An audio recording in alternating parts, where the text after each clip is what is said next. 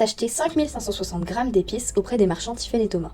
Ces derniers leur annoncent un prix de 6 342 livres pour 1 gramme d'épices et un prix total de 90 605 200 livres. Nos deux amis se sentant escroqués, ils décidèrent de demander de l'aide au professeur. Donc, vous m'avez expliqué que vous souhaitiez acheter pour 5 560 grammes d'épices et qu'un gramme d'épices allait vous coûter 6 342 livres. Sauf que, sans calculatrice, cette multiplication paraît très compliquée. C'est pour cela que je vais vous présenter un outil mathématique considéré comme l'ancêtre de la calculatrice, le logarithme. Donc, tout d'abord, je vais vous présenter quelques propriétés de ce logarithme de base 10. Et donc, pour un a et un b appartenant à R plus étoile, on a log de a fois b est égal à log de a plus b, ce qui permet de transformer les multiplications en addition. De plus, il faut savoir que log de 10 puissance a et 10 log de a sont égales à a. Donc maintenant, si on prend l'exemple de valeurs que vous m'avez donné avec notre table de logarithme, on se rend compte que pour un a compris entre 1000 et 10 000, le log de a sera compris entre 3 et 4. On détermine donc maintenant les valeurs, sachant qu'on a déjà le chiffre des unités. Et il suffit de se reporter sur la table de logarithme, de retrouver la valeur, donc 5560, et de regarder les décimales qui y sont associées, c'est-à-dire 745, 07, 48.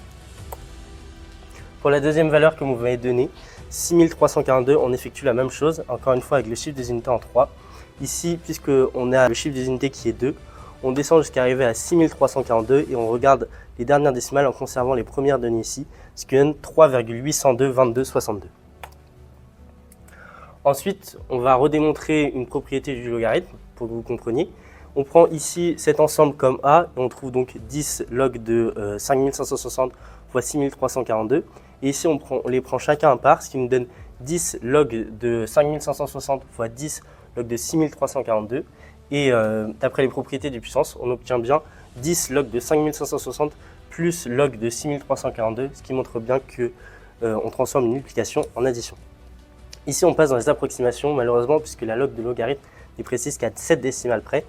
Et on se rend compte qu'ici, avec les puissances, qu'on arrive à des chiffres trop grands pour notre table de logarithme. Donc, on va manipuler ces mêmes puissances pour retourner dans des chiffres possibles à atteindre avec notre table de logarithme.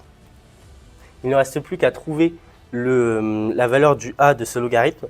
En se reportant sur la table de logarithme, on retrouve les premières décimales, 547. Il nous suffit ensuite de trouver les deux dernières. Là, on va se reporter ici. On constate qu'elle se situe entre les décimales de 3526,1 et 3526,2.